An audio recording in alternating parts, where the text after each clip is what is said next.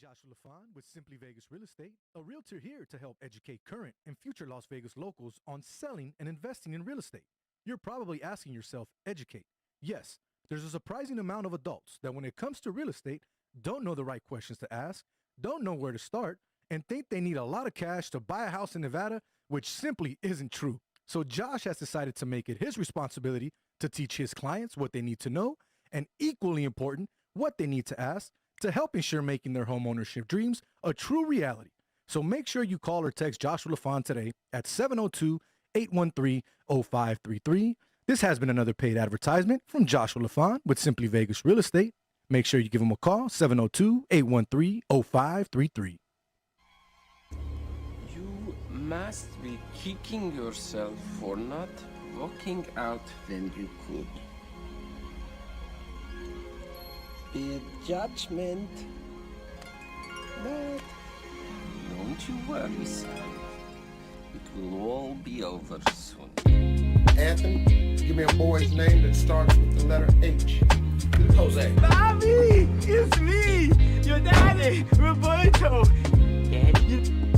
Occasionally, you may hear it pronounced as Joao. It depends. It's called Rex Quando. Look at me now. How far we go back?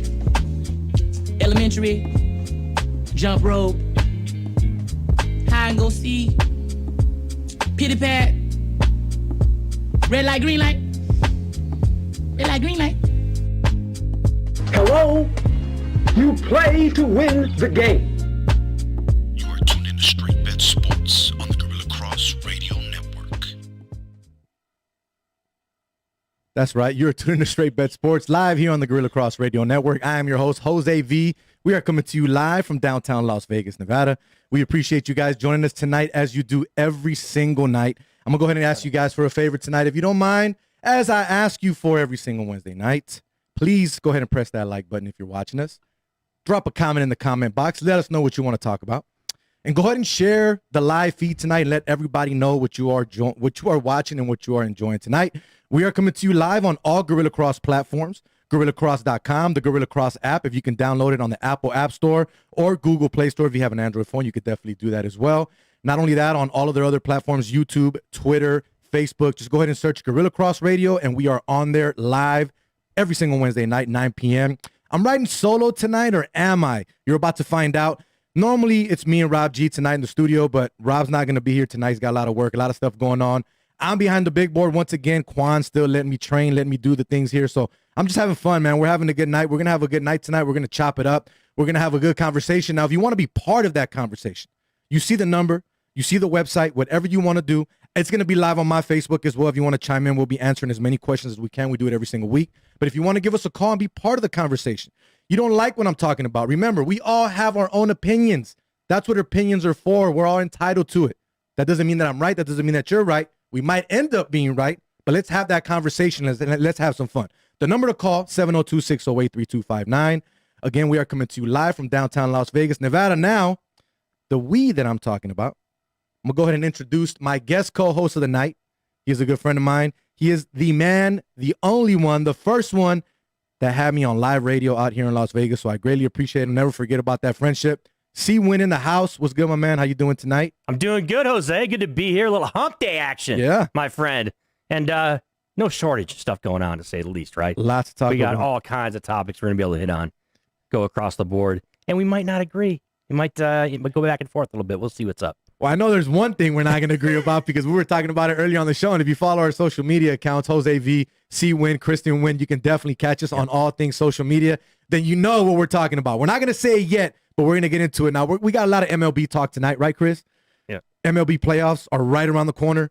A lot of things are heating up. Lots of teams are heating up. And some teams are dying that we were expecting to be heavy hitters coming into the playoffs possibly here, right? So we're going to talk about that.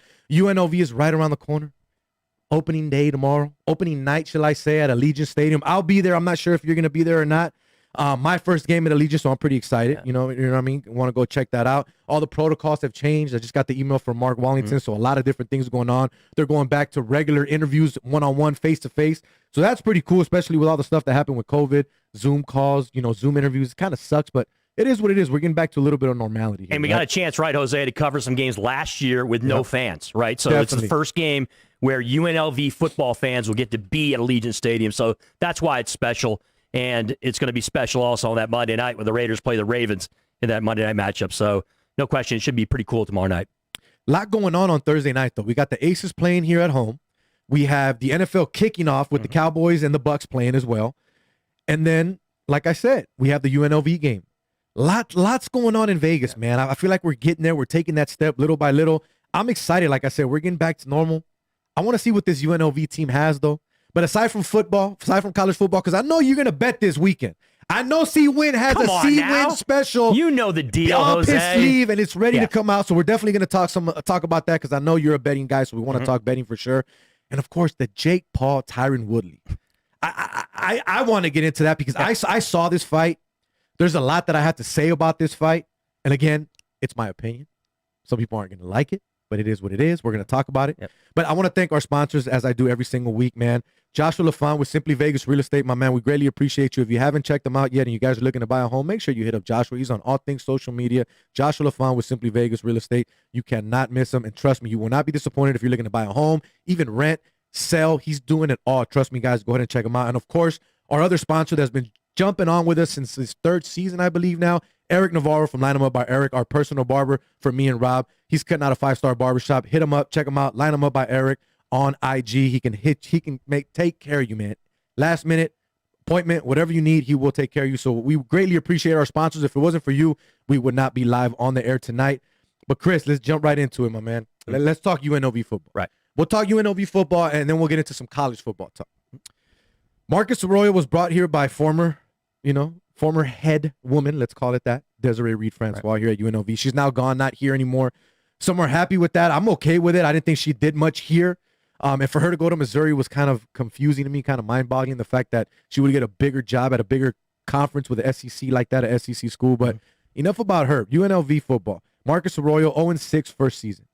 Not what we were expecting, right? Obviously. A lot of us thought a lot more coming from the guy being the Oregon guy, being that offensive coordinator, bringing that pedigree, right? We were expecting a lot more, but I wasn't expecting that much last year from UNLV, to be honest with you, because of COVID, because everything that was going on.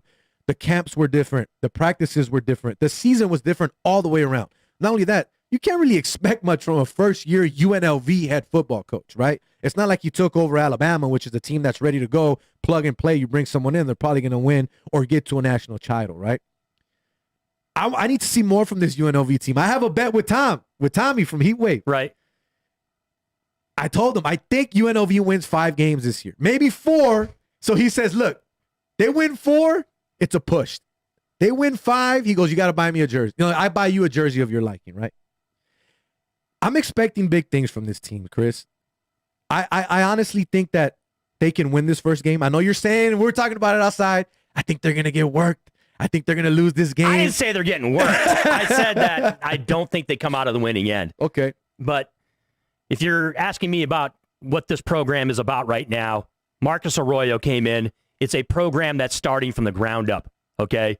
We all understand what the record was a year ago. You can't get worse than what the record was a year ago, all right? And improvement's going to be 1 win here in 2021-22. So there's no question that the expectation is they're going to get better, okay? Now, Vegas knows a lot more than the general public knows, right? Usually, when it comes to win totals, when it comes to the ins and outs of these teams and what they bring to the table from a college football standpoint. Hey, Vegas has what? 1.5 wins, right? Over 1.5. under. 1.5. That's embarrassing. That is atrocious. 1.5. Okay? Really? It's atrocious. Now look, it is a team that has talent at some spots, okay? You like Charles Williams, the running back there. You like what they have at the receiver position. You like some of the players they have on the defensive side of the football. No question, okay? But the tone gets set, and Jose, I don't know if you saw that I tweeted this out today. The tone gets set tomorrow night. They're playing an FCS school, okay? Granted, one of the better FCS schools in the country, all right? There might be a couple others that are better, but this is going to be one of the best. And it just the line just shows you right there that the expectation is going to be competitive. And when you have a quarterback who's a veteran, like Eastern Washington has, right, and someone in that position right there that can make such a big difference, I think it's going to be troublesome for UNLV. We don't have anything to build on yet from UNLV. We haven't seen anything from this program yet under Marcus Arroyo. Nothing, yeah. So so to me, it's just a big question mark. Everybody understands what went down a year ago. Okay, it was COVID-19. It shook everything up from the biggest conferences to the smallest conferences, right? And we just didn't know what to expect from these teams across the board. Yep. UNLV was right there with them. Now, did we expect UNLV not to win a game? No, at least was one. Terrible. Okay, you should at least be able. I don't care what your schedule is. I don't care what cupcakes or what powerhouses that you put on your schedule. You should be able to knock out at least one W in a college football season. Okay, and that has not happened. So a lot of intriguing little storylines here, Jose, going into this matchup. And one of them, of course, is the quarterback position. Who's going to be the main quarterback? You got Brumfield, and you obviously have Rodgers are the two guys who are expected to be the quarterbacks. Arroyo hasn't named one of them the starter, so the expectation possibly is that both of them will play. Okay, a guy that hasn't been mentioned there. Yeah. A guy that hasn't been mentioned there. There you go. Okay, and a friend of ours and a friend of Straight Bet Sports and a friend who's been all over radio here in town is Caleb Herring, the former quarterback at UNLV. Mm-hmm. He was talking today on local radio and said, and basically, to paraphrase what he was talking about, he doesn't see Tate Martell seeing the field as a quarterback. Wow. At least early on in this season here in 2021-22. So that's a whole other thing to me as far as like transfers and, a kid who it's just kind of a sad story, to be quite honest with you. You start out as one of the top recruits in the country at your position, and you end up going to Ohio State. You end up not having the career you expected there. Then obviously you go to Miami. You're not able to catch on there, and now he's back home at UNLV as a walk-on. What's the normal expectation, right, Jose? Yeah. You were a big-time recruit coming out of high school, and you were supposed to go to Ohio State and start. You're supposed to be a Hurricane and start, and now you're back home playing for not like a team that's good on the West Coast. You're playing for UNLV football. And look, Rebel fans out there, I get it. Okay, you might get upset by me, kind of disrespecting the program. But it is what it is. But it is what it is. It's not like we're sugarcoating anything. We're being honest about it. It's out there. It's written. So I'm kind of getting sidetracked, Jose, as far as Tate Martell and what he brings to the table. But that being said, we're going to find out a lot just in tomorrow's game what the expectation should be for this Rebel football program moving forward throughout the rest of the season. Once again, we are live here on Straight Bet Sports on the Gorilla Cross Radio Network. If you're chiming in and you're late, hey, check it out. You can always find us on all things social media, Twitter, Facebook, YouTube, Straight Bet Sports. Look it up. Anything that you missed tonight or any other shows that you haven't seen, you can definitely check them out on there. We got Chris Winn in the building, the homie C Winn from Heatwave Sports out here in Fox Sports Radio in Las Vegas. Not only that, Sports X on KDON as well with Ken Thompson, correct? You know me. I bounce around the dial a little bit here in Vegas. What did I call you a few years ago? The sixth man out here. Yes. The sixth man of radio. I like to refer myself as the Swiss Army knife. Swiss Army knife. You can bounce around and host shows and whether it's sports, politics, entertainment. Let's do it, Jose. Let's talk about Not it. afraid. Definitely. So, Chris, another question, obviously. Yeah. The line right now sits at UNLV -2. Money line is -140. Over and under 67. What are we looking at when it comes to this game right here? And not only that, is it a game that you're going to touch? Because I know you don't touch every single game. There's some games that you may look at and be like, there's no way in hell I'm going to touch this game. There's no point for me. Stay away, right? Now, in this game, home opener, this could be the one game that they could win, right? Over and under is 1.5. You said it earlier, which is it's insane to me that's an over and under for a college football team to win one game, maybe 1.5. Now, if they're going to win these two games, let's say to actually win you this bet, it's got to start off tomorrow night, right? But can they cover that too? Or do you see this number being skeptical, for them to open -2 at home against an Eastern Washington team that's a little more solidified at what they have player-wise, right? As where UNLV hasn't done anything, 0-6 last year, don't know what's really happening with their quarterback situation, and we have a second-year coach that's still trying to figure it out. Shouldn't this game be opening more like at an even number, at a pick 'em more than anything, wouldn't you think? I think the number's been set based on the conferences, right, and the strength of the conferences. Big Sky, right? We're talking about, but which is kind of crazy if you think about it, because we're talking about a Mountain West FBS program, okay, as opposed to an FCS program. That being said, the line is there for a reason, okay, and it's because UNLV has been where they have been basically for the past 5+ years, okay, in college football. Now, obviously, yes, they can cover the number if they win the game, okay, because I think, and speaking about the number here, especially the total, Jose, I think both these teams score. I think it's going to be up and down the field. I think both these offenses are going to be very productive, and it's going to be one of those, in my opinion, probably 41 to 35 type of football games. So usually when you get in the higher scoring numbers, right, you a line like 1.5 or 2 is coverable, right? When you're putting up higher numbers when it comes to scoring numbers. That being said, I'm going to sprinkle a little bit on Eastern Michigan, or excuse me, on Eastern Washington on the money line. I'll put a little bit on it, but I'm going to put a decent bet on the over because I think both these teams are going to score.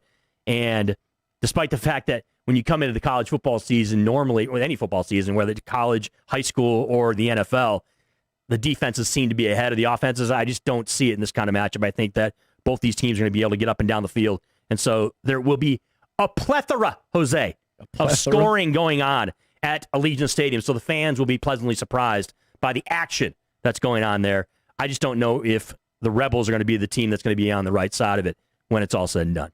So here's my question. Schedule. Let's talk about the schedule. Mm-hmm. Let's break it down because we're talking about can they get 2.5 wins, right? I mean, can they get 1.5 wins, right? So if we're looking at the schedule, Eastern Washington to start, right? First meeting ever, never played Eastern Washington. Then they go on the road to Arizona State. I don't see them winning that game. Yeah. Now, the last time they played them, they did beat them. But this was back in what? Freaking 2008. So it doesn't really matter. Long time ago, right? Then they come back home and play Iowa State. No, you're not going to win that game either. They're not going to win that game. No. Even though they're at home, I don't give them a chance. I don't give them a chance whatsoever in that game. At Fresno State. Not going to win that game either, I don't think. But, I mean, it's good. I think he can be competitive, but I don't think they're going to win the game. So Texas San Antonio. At Texas San Antonio. Don't know a whole lot about it. It's the Roadrunners, I think. Yep. Right? I don't know. I mean, I follow them in basketball. Don't know anything about their football program. I believe the football program is relatively new. So I don't really have an opinion regarding that game. Could that possibly be a game that you think could be a coin flip? Possibly. Okay, we're again, this is something I hate. And Jose, we do this all the time in sports radio. You try to play the schedule game. Yes, right? Exactly. And you try to line the schedule up and, oh yeah, this is a win, this is a loss, this is a win. What we don't take into account is teams going on runs. We don't take into account, obviously, things that take place, injuries across the board, etc. So it's tough to say. I mean, if they're in a good spot, UNLV gets a win tomorrow, and they push Iowa State and they push Arizona State in close games, then obviously you look at a Texas San Antonio matchup, then they should be in good shape, right? So but that's tough to say because I don't know anything about Texas San Antonio on the football side. So look, next game would be Utah State. Yeah, at home. They're not winning that game either. So I think they have a chance just because it'll be at home. I know Utah State. You can go down the schedule, Jose, and you can look. There's like 2 or 3 games where they have a chance to win, okay? There's no way they're beating San Jose State, right? No, absolutely not. And they're playing them here. Absolutely not. You saw San Jose State last week, right? Yeah. What they did to Southern Utah? Yeah. And look, like Southern Utah, I get it, FCS school, but whatever. Thunderbirds. Quality basketball team, by the way. I took Southern Utah in game, by the way, plus 36.5. That was a good bet. Winner. Why not? I had San Jose State minus 27 for the game. Oh, okay. So they covered. You won by 31. Yeah, barely. But but San Jose State is, if not the best, one of the best teams in the conference with Boise State. Do they go undefeated again, though? Do you honestly think, since we're talking Mountain West, do you think they can go undefeated again? Do they this play year? Boise State? I don't know. I don't have their schedule. Yeah, I haven't looked at their schedule, but if they play Boise State, they're probably not going to beat them. Have a tough time at that. And especially if it's in Boise on the blue field. So I mean, look, I haven't looked up San Jose State's schedule, so I don't really know. But that being said, I mean, look, we're talking about the Rebels here, right? We want to see a transformation, right, Jose? We want to see this program step up and start being relevant for once in football. You got this stadium. Let's be straight about it. It's a basketball school right now. Always has been. Always has been, and it has been for decades. Okay, and it still is a basketball school. Before I ever moved here, someone who's covered for over 10 years, both the basketball and the football program. Okay, football program has had some decent teams, some decent players. Okay, but they haven't really been bowl relevant. I think they've been in 2 bowl games in the last 15 years, something like that. And our good friend Caleb Herring, last quarterback to take him to a bowl game. Take him to a bowl game. This is not a football program that's on the radar, Jose, okay, other than here in Vegas. Yeah. And now, again, let's put another aspect into this. The reason we are even talking about them and the reason that we in Vegas really talk about them is why? Because they have a brand new badass stadium that they're playing in Allegiant Stadium, which obviously home to the Raiders and is, one of the more spectacular football stadiums in the country, possibly on the planet right now, as far as a sports stadium. All right. And they have the beautiful new facility on campus where the beautiful new practice football facility, which is one of the best in the country, which is kind of crazy. We're talking about UNLV football, and they have one of the best facilities in the country to practice in and to work out in and to, and have their training, conditioning, all this stuff go on in one of the best. So that's why the expectations are higher for UNLV. Higher. How high, though? That's the question. How high? And if it's not more than 2 games, then that's pretty sad. So what's your number? We're not talking about. What's your number? I think they land right on 3. Right on 3? I think they win 3 games. Okay. And so they end up going over. But it's not something that, and especially Arroyo and the coaching staff and especially the players aren't going to sit back and be, oh, yeah, we won 3 games. We're going somewhere. No, it's 3 games. Isn't it sad that it's become the norm here? It's sad that it's become the norm that we go, oh, if they win 4 games, it'd be an accomplishment. It'd be a good season. Mm-hmm. How is being below 500 and not making a bowl game and winning a certain amount of minimal games an accomplishment for a season? It's sad that it's gotten to that. But again, you mentioned UNLV's never really been a football school.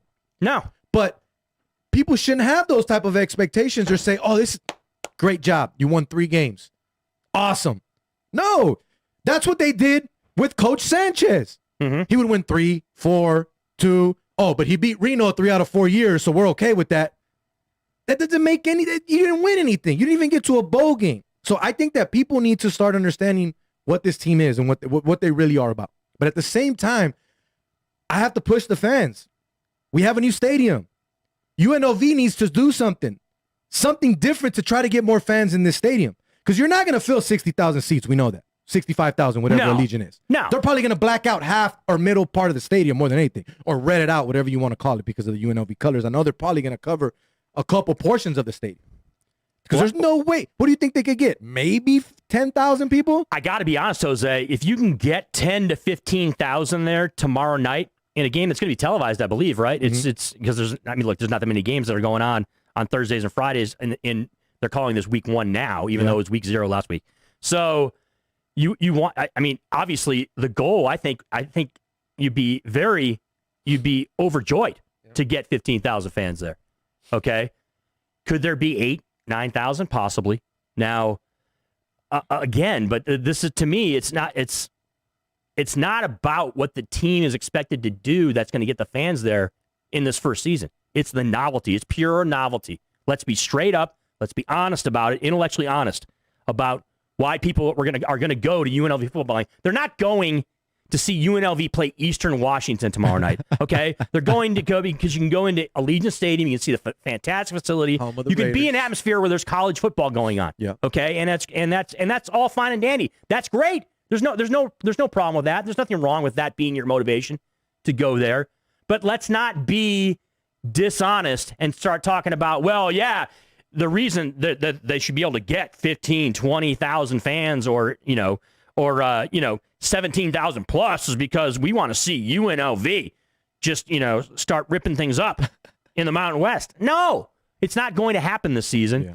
And if it does, look, if it gets to we started the segment out, right? You mentioned 5 games. Yep. If they win 5 games this year, it's a massive success. Okay, I have to say it. It's a massive success. If they get to that total for this season, yep, that means they're going to have probably 2 wins at least that are surprises, right? That they beat teams that they beat that you did not expect them to beat. Yep. And 5 wins get you to apply where you're right there on the cusp.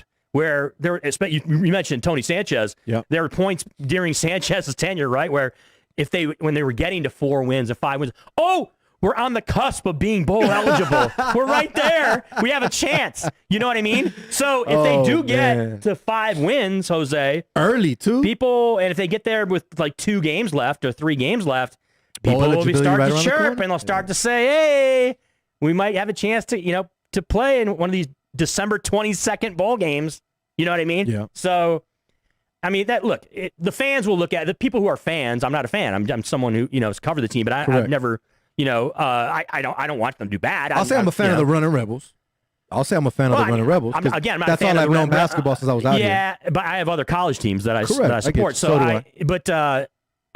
But I'd like to see them do well. I have nothing against them. Correct. Whatsoever. We're not knocking them. We're just speaking facts and what's true. I'm just looking at it from the outside looking in as someone who doesn't have a dog in the fight. Correct. And I see the history. I see what's transpired here. I've seen a number of coaches getting shuffled in and out over the past, 18 years since I've lived here in Vegas. And it's a tough situation. It's not an easy situation for any coach. You could be Bill Belichick or Nick Saban coming here and coaching, and it would be difficult because of the climate and because of the atmosphere and because of what you deal with from a football standpoint at UNLV. So we shall see. But I see, like I said, I think it's 3 wins. You said possibly could be 5, maybe 4. I'll stick with 4. I don't know about 5.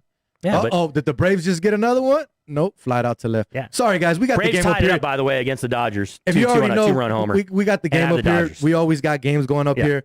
Quan won a bet last week. So if you guys remember, last Wednesday night was the 16-inning game when the Dodgers went 16 innings against was it the Padres he win? Yes. Against the Padres. I had money on that game. I had the Dodgers in game, so I was waiting. I stayed up late. Quan even posted it on Facebook. I want to go to sleep, but this Dodger game is over, and I got money on it or something like that. So it was a great game to watch. Yeah. MLB's heating up. Let's get away from basketball. Football now. And shout out, by the way, to Goose Thomas and Armando Gigi. I was about to say that too. Lines, Armando and Primo Eddie always chopping in from California. Shows. Oh yeah, let the ball bounce. I was supposed to have Goose on tonight as well. He's had his knee, so we couldn't make it happen. He wants to jump on the show. We've been talking about it. We want to do a boxing roundtable. We're going to talk some boxing later on. So I know Goose is going to chime in when it comes to the Jake Paul fight. We're going to talk about 2 guys that were in a boxing ring. In a boxing ring. Not necessarily a boxing match, but in a boxing ring. But once again, you are tuned in live to Straight Bet Sports here on the Gorilla Cross Radio Network. We greatly appreciate you guys chiming in, talking to us, watching us, just basically joining in and seeing what we're doing tonight. We greatly appreciate it. Got the homie C Winn in the building tonight, jumping in for Rob, even though he was going to be with us no matter what, but he ended up being the guest co-host tonight. So it is what it is. We're having a good time. We're chopping it up. So let's talk some baseball, C Winn. Yep. Dodgers are getting hot, right? Right time. Mm-hmm. They're actually half a game out. I'm not sure if the Giants lost yet, but they were losing earlier. So they win. Giants lose. They take a full game lead over the Giants, I believe, right? They do. Interesting stuff. I got the hat on. Yankees. Yankees had a little skid there. They won tonight, though, to break that skid. They're still 7 back of the Tampa Bay Rays. I don't see them winning the division. I'm being honest. They got hot at the right time. I think they're going to jump in the playoffs and probably make a little bit of noise. I don't see them winning the World Series. I can hope they can get to it. That's what I would want. But let's be real, Chris. If we're talking about money, if we're talking about ratings, and we're talking about viewership and what people want to see, I talked about it last week with Rob, so I got to get your opinion. MLB wants and needs Yankees-Dodgers in the World Series, wouldn't you say? I think it'd be ideal for Major League Baseball if that was the case. I have to say, though, Jose, I got to take my foot out of my mouth because about a month and a half ago, I was set. I was done. I was sure that the Yankees were not making the playoffs. Home run, I was one Braves. of those people. Yeah, of course. They just took the lead 3-2. Right now. And I was dead set against the Yankees even making the postseason, my friend. And then, of course, all the things went shaking down with the trade deadline and, the moves that were made. And, of course, the Bronx Bombers went on the run and just started killing it. And now they're 2 games up in the wild card right now. Boston right behind them.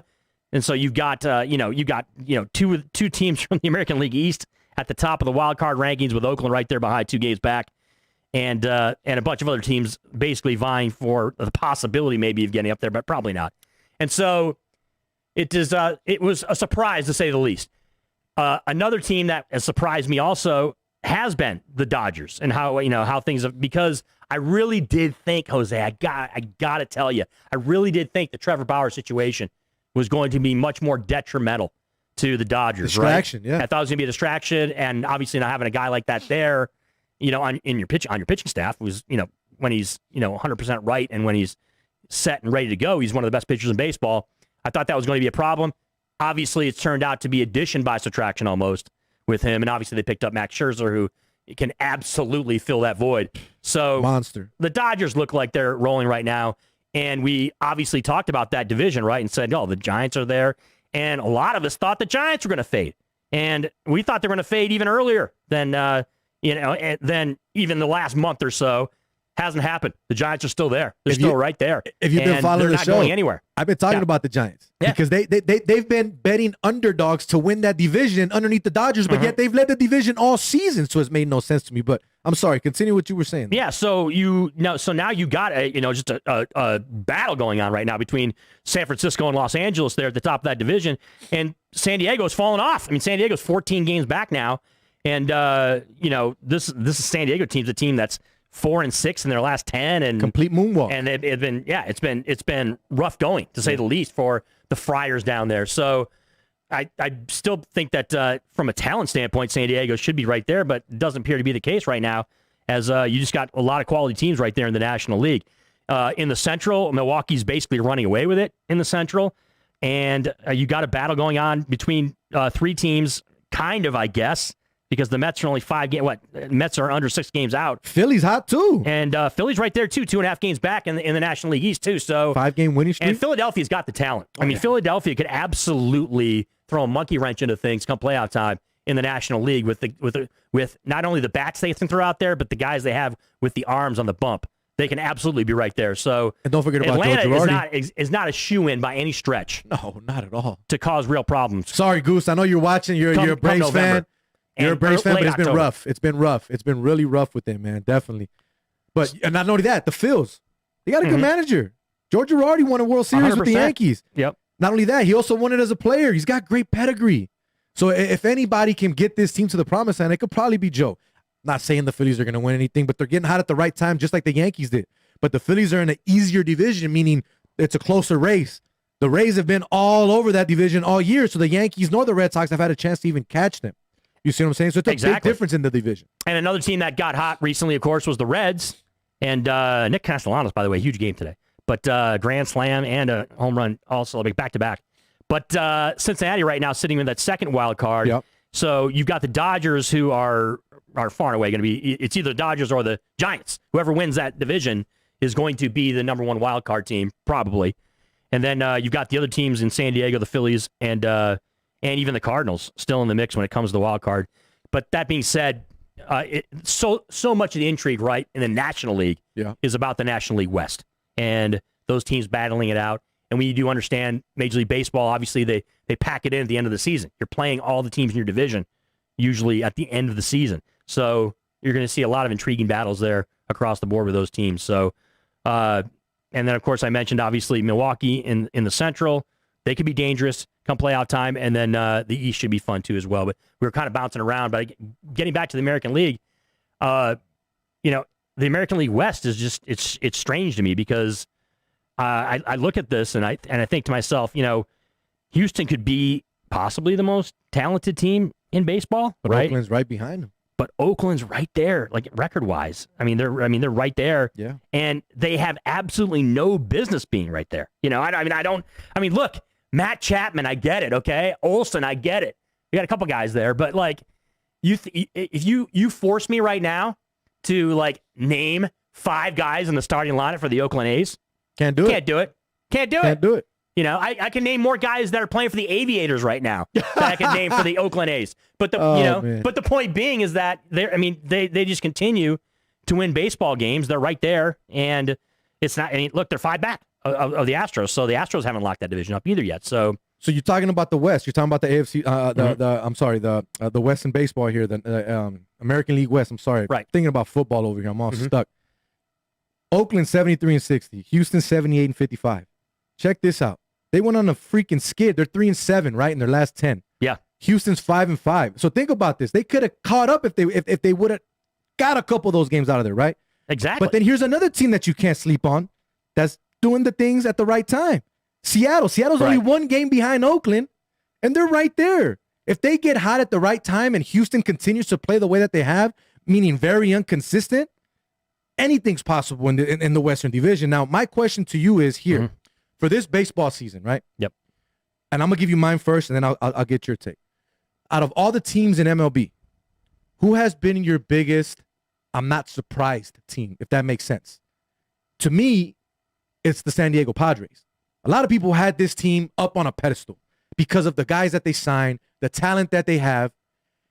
My thing is, I don't think they have a great manager that can actually handle this talent and put it out on the field day in and day out. They started the regular season hot. All-Star break, they disappeared. Haven't been the same team. They've dropped and dropped and dropped and dropped. They've gone on unbelievable skids when you have guys like Fernando Tatis Jr. and Manny Machado, but yet you can't win games and you can't be more competitive in the division. I'm not surprised. The Padres do it almost every year. They spend a bunch of money on free agency. They sign a bunch of guys, and then normally midway through the season, it's a fire sale and they get rid of everybody. Hasn't happened this year. Wouldn't be surprised if they do something in the offseason if it didn't work out with Manny. I don't see them getting rid of Fernando, though. That's probably the player they'll keep a little bit longer. But Manny's one of those guys that's such a big contract, wouldn't be surprised. So to me, my team this year, I'm not surprised, the San Diego Padres. I'm not surprised that they are in the position that they're in right now. I'm not surprised that they're not in first place, which is where a lot of people thought they would be right now or fighting for that division, because it's the San Diego Padres, and they've done it in the past. So who would you say is your I'm not surprised team this season? My team is absolutely the Chicago White Sox. Okay? This is a team that I had to pick to win the World Series when the season started. Obviously, we all understand the injury situation that they dealt with early on, whether it was COVID, whether it was actual, other injuries that took place. But top to bottom, from a balance standpoint, they're the best team in baseball from a balance standpoint, right? As far as both pitching and able to score runs, they're unbelievable. And now they're sitting, 22 games over 500, I believe, and are firmly entrenched and are going to win the American League Central. And so we're just basically waiting on to see what they can do come playoff time. So to me, they're the team that is least shocking to me what they've been able to do here this season, because they've righted the ship. They got guys back from injuries. And we saw it on the Field of Dreams game. It was kind of that was beautiful, coming out by party. the way. That was you got an opportunity beautiful to see some of these guys, because even though there are some star players on that team, they're not necessarily star names, if that makes any sense. You know what I mean? Like, they're not exactly guys who, are on the front of your head when you think about Major League Baseball stars, right? Yeah. Jose Abreu's, the Tim Andersons, guys like that. So to me, it's absolutely the Pale Hose from the South Side that are the least surprising to me. Okay. The Dodgers probably number 2. Okay. And the Dodgers, look, they're the a bunch of games over 500. We know what they were going to do. So yeah, the Dodgers, that makes sense, right? The Dodgers would be the other team that I would bring up. So Chris, yeah, I want your prediction. We're coming down to the wire. We won't say this is your official prediction. We'll do it again on another show right before the playoffs start. But if you had to pick today, from what you've seen in MLB, from everything that we got going on, some of these pennant races, everything that we have, who do you see being in the World Series when it's all said and done? Not winning. I'm not going to put you on that spot. Who do you see being there when it's all said and done? Well, it's going to be 2 big markets, okay? And you talked about the markets that you think Major League Baseball would like to see. Obviously, New York's the number 1 market. LA is the number 2 market. But it's going to be the number 2 and number 3 markets, Jose. It's going to be the Chicago White Sox in the American League, and it's going to be the Los Angeles Dodgers in the National League, in my opinion. I just think that the White Sox, they've been geared up for this year, and they are a team that I think is revved up and ready to go. And I would expect them, when it comes playoff time, to shine. And I think they're going to on the American League side of things. And they're going to disappoint Yankee fans and Astro fans and, Tampa Bay Ray fans across the board, because I think the White Sox go in the World Series. Okay. So, and they have a really good chance. I mean, I'm not predicting it, but they have a really good chance to get their first World Series title since 2005. So, to me, that's it. Okay. Yep. Okay. Big ups to your Detroit Tigers today. Yes. They got off their skid tonight. Pulled off the W. I was actually going to wear the old English D hat for you. Yeah. Miggy another home run, Jose. How many is he at now? 502. 502. He's going to keep going. All natural. Don't think he gets to 600. He's going to get to 3,000 hits, though. How long? If he gets to 600, it'd be awesome. Let's have that conversation. How long does he play? If he gets to 600. How much longer does he play, though? 3 years. You don't think he can get to 600 in 3 years? No. He's at 6. He's at 502. He's not going to hit 30 home runs a season, Jose. We don't know. He's not going to. He's got, what does he have, 16, 17 this year? And he's had a good, decent year. Yeah. I just don't see it. Okay. He's going to get to 3,000 hits, though. First ballot Hall of Famer. Doesn't even matter. First ballot Hall of Famer. All day.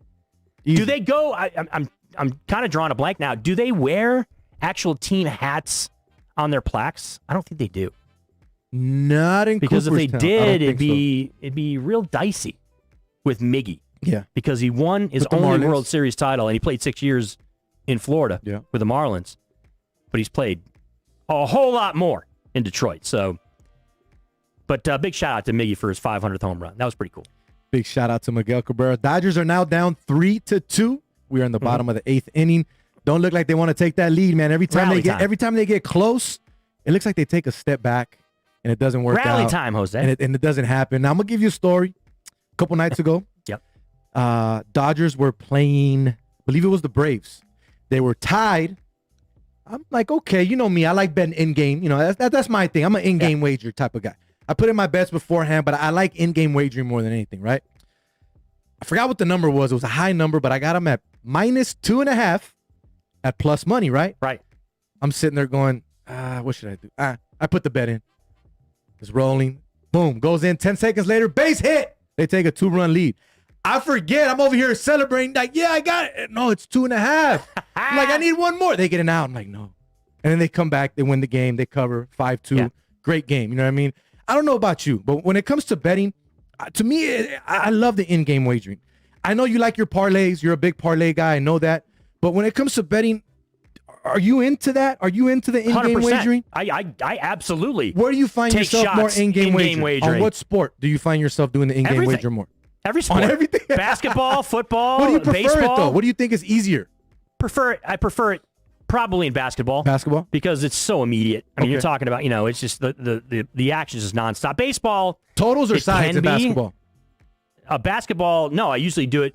I'm saying sides, totals and are it's over and based under. on- It's point based though. So you're talking about, a team, for example, in game, Lakers taking on the Blazers. Lakers, in game, favored to win by 5.5 or something. Yeah. Right. And they're up by 8 at that point or whatever it is. Or the other way around. Doesn't make any difference. The point being is that it's immediate action. And I think that's the draw to in-game betting across the board, is the immediate opportunity to wager and have action. That's why people love it. That's why people do it. And you mentioned what's my favorite sport. It's fun in all the sports because they have different aspects to it. And, even in football, and we're going to start ramping things up here, obviously, with college football and the NFL going in full swing. And that's when the betting's going to get crazy, right? You're going to have action all over the place. But it's just a different approach. It's a different approach, whether it's any of those. I mean, I've in-game wagered on tennis. I've in-game wagered on golf. Tennis? Absolutely. And, of course, we got the U.S. Open going on, so we're going to have, there's going to be opportunities to bet on tennis. Hey, Jose, don't even get me started on what I was doing during the pandemic, okay? There was all kinds of stuff going down. Table tennis. In Russian table tennis, Costa Rican soccer / football, okay? We can call it football if it's anywhere else outside the United States.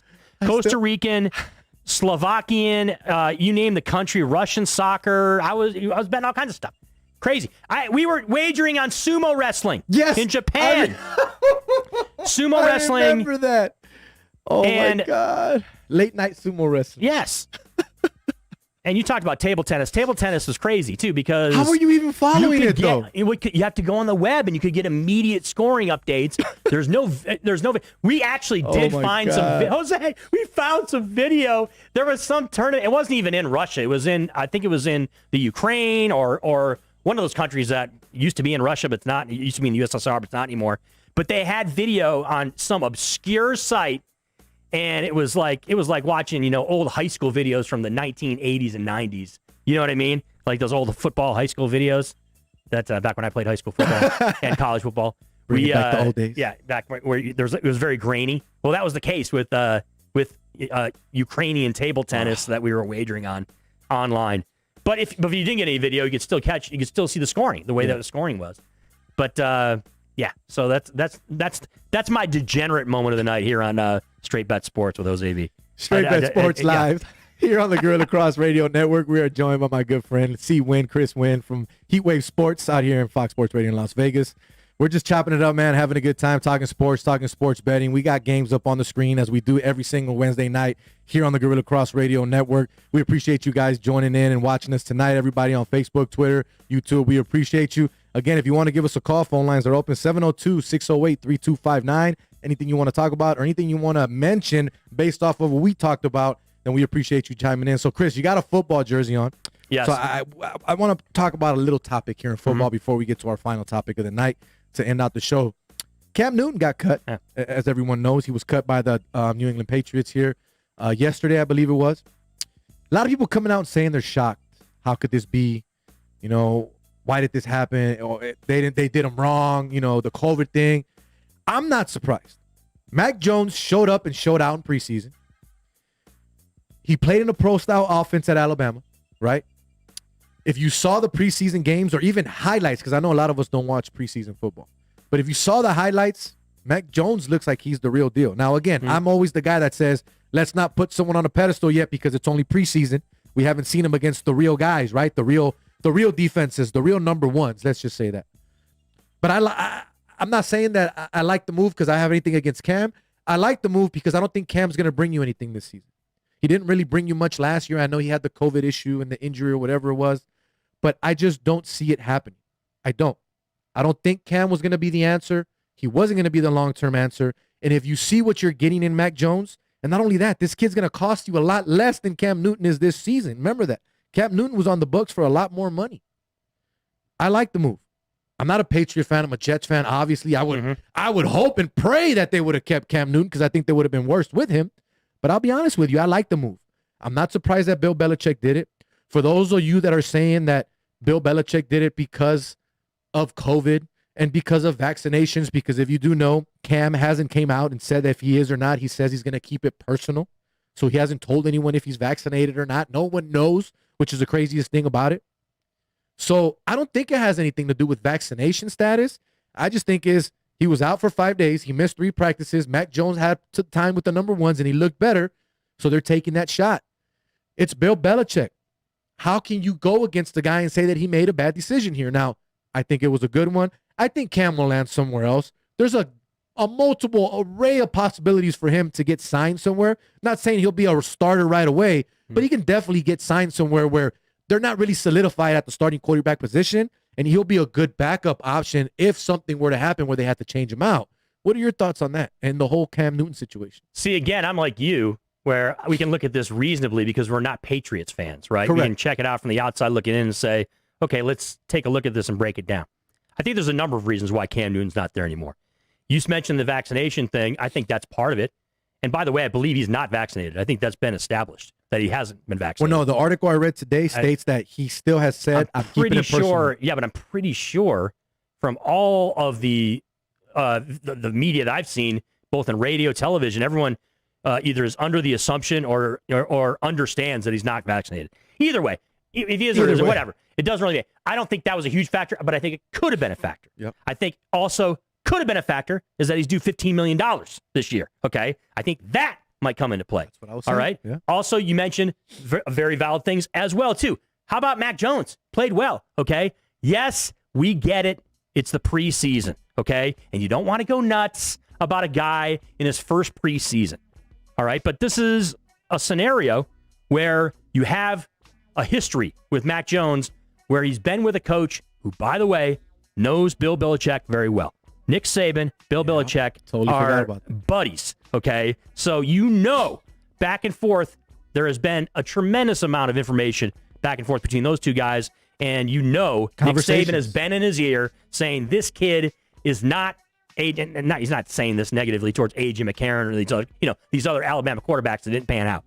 He's saying that this kid is the real deal, okay? So you talked about what is productivity. Obviously, he can play, okay? Can he? But it's going to be one of those things where we're going to need to see it on the big stage. You need to see. I want to see him do it against number one NFL defenses. Okay, before I start thinking about this, because I suffer the same thing that a lot of fans do, and they say, "Oh, he's an Alabama quarterback," And who are the good Alabama quarterbacks? All right, you got to go back to obviously, Green Bay Packers quarterback. You have to go back to Joe Namath. You have to go back to, you have to go back to Ken Stabler. No, there hasn't been a great, the deal, right, Jose? Yeah, there hasn't been a great history with guys going to the NFL that wore the Crimson Tide uniform. So I'm hesitant a little bit there. That being said, I give him a little bit of a pass in New England because let's think about it. They haven't had to deal with this quarterback situation for 20 years. Last season they obviously brought in Cam Newton because Tom Brady left, okay, and went to Tampa Bay. So you had last year, but it's been since 2000 since the Patriots had to deal with anything like this from a quarterback perspective. So I give him a little bit of pass on that. And also, if you think about it, you mentioned it, by the way. You're Bill Belichick. What do you have to prove? What do you have to? You don't have nothing to prove. You're going to go down as the greatest coach in the history of the NFL. Bill Belichick is the greatest coach in the history of the NFL. That pains me to say that. I'm not a Patriots fan. You're telling me I'm a Jets fan. I'm not a Patriots fan. I don't want to hear that. But it's true. Okay, the guy won, 7 Super Bowls, whatever it was. Whatever it is. 6, yeah. Yeah. And, by the way, he was a defensive coordinator, too, on others with the Giants. So, I mean, he was technically the Jets coach for like a day. So Bill Belichick, right, Jose? He doesn't answer to anybody. Nobody. Okay, even if he jacks not up even this the decision, owner. Not even the owner. If his decision goes south and Mac Jones is a bum, right? He'll just write it off as, I was just wrong. I thought, but what if Mac Jones goes out there and we do see a situation like 2000 when Tom Brady comes in for an injured Drew Bledsoe after getting rocked in the Jets game on the sideline. Yeah. And then Tom Brady obviously goes on to an unbelievable career. He's the best quarterback of all time. Mac Jones even gets close to that, even anywhere in the same stratosphere as that, then it's going to be a huge success for the Patriots. So I'm a little bit hesitant to go nuts on this. I think I'm okay with the move. I personally think that Cam Newton, I don't think he's any more of a fill-in guy now the rest of his career anyway, which is kind of crazy to say because the guy was an MVP just a matter of years ago, and to me, still, I mean, you would hope he has talent still, right? You'd hope he still has talent, but it just hasn't kind of transpired that way with Cam, and he's got, and there's a lot of issues from the neck up with him that you have to deal with. A lot. So, from that standpoint, I think I agree with you. I think the Patriots made the right move in the long run. Gotcha. Okay. Yeah. So we got to move on. We got about 7 minutes to go. Dodgers just tied it up. Turner the burner with a base hit here. Yes, sir. In the bottom of the 8th. Tie game 3-3. Dodgers Braves. Now, before we go away from football, just a little side note that I just saw here that I want to talk about. Las Vegas Raiders owner Mark Davis plans to build a 3-story, 15,000 square foot mansion in Henderson, Nevada. The Las Vegas Review-Journal reported construction crews have already broken ground on the home, which will be a 6-acre plot in Azcaya, a private community in Clark County, and it strongly resembles Allegiant Stadium, they're saying. So that's going to be cool. If you guys haven't checked that out, check out that article from the Review-Journal. Cool stuff there. Now, Jake Paul, Tyron Woodley, let's talk about it before we finish up the show. I saw the fight. I'm pretty sure you did too. Split decision, right? Yeah. It was a closer fight than a lot of people thought. Tyron did a lot. Now, let's be real. If you saw the fight, Jake Paul got knocked down. It should have been in any other professional boxing match. That is called a knockdown. When you fall through the rope and you have to hold on to that rope to stay standing, that is a knockdown. So if that would have been ruled a knockdown, that could have changed the whole scoring of that fight and the whole outcome, don't you think? And not only that, Jake Paul got rocked in that fight. Woodley hit him with some good punches. Let's be real. Now, this whole let's run it back, I don't want to see it again. I don't want to see Tyron Woodley fight Jake Paul again. I don't. I want to see Jake Paul fight a real fighter. Go fight Tommy Fury. Go fight Tyson's little brother, the guy that's calling you out. The guy that said, after seeing what you just did, there's no way you beat me. That's the guy I want to see him fight next. A real professional boxer. Because you even said, this wasn't a boxing match, in your opinion. You know what I mean? It wasn't a professional boxing match. But I don't knock Jake Paul because if you look at all these other social media guys that are trying to fight, they're not even training. They're not doing it the right way. Jake Paul looks like he's actually going for it and doing it, right? I don't take him seriously as a professional boxer yet, though. But I don't knock him for what he's doing is what I'm saying. Now, I thought it was a good fight to watch. It went to 8 rounds. It was exciting. It wasn't boring. It was better than the Mayweather-Logan Paul fight for sure. So, did you like it? Do you think Jake's a real boxer? Do you agree with me? Was it a knockdown? It was 100% a knockdown. I didn't watch the entire fight like you did, Jose, but I did see clips of it, and then I did notice and watch a lot of the reaction, both on radio and television, from people that are in the know and know their bones when it comes to the fight game and boxing. And the consensus across the board was it was an embarrassment, okay? If you're going to look at it in the lens of a professional boxing match, okay? And you want to try to give some legitimacy to the two guys that were in the ring, all right? We understand where Jake Paul made his bones and why we even know who Jake Paul is, right? Yeah. He's an internet sensation. YouTube, That's how we found out about him. That's how we know him, okay? You mentioned, yes, you can give him credit for training. You can give him credit for making a concerted effort to want to be taken seriously in the fight game. And obviously we know what Tyron Woodley is, right? Tyron Woodley is an MMA guy, okay? And he's someone who has accomplished had success, MMA guy, had success in the MMA game. But we all also understand that MMA is not boxing, okay? And just because you can be outstanding as a mixed martial artist, that doesn't necessarily mean that you're going to be someone who's a great boxer. So taking those things into account, Jose, then I had some real problem with it. Now, you brought up the clip that everyone has been talking about after this fight, and that's obviously when Jake Paul ends up in the ropes. And me watching that a bunch of times, and a lot of boxing experts watching that, said Woodley should have just went and knocked him out, okay? Woodley had an opportunity there to finish that fight, and he didn't do it. But that's the inexperienceism as a He fighter. hesitated. Yeah. And it brought some calls. And look, I hesitate to do this because it just makes a mockery of everything. But at the same time, people bring up the fixes in and all this other stuff. I don't know. But he should have finished him right there. He had a chance to finish him, and he didn't do it. Okay. I didn't watch the entire fight, so I don't know. I don't know, if Woodley dominated the fight or what the scoring should have been round by round, whatever.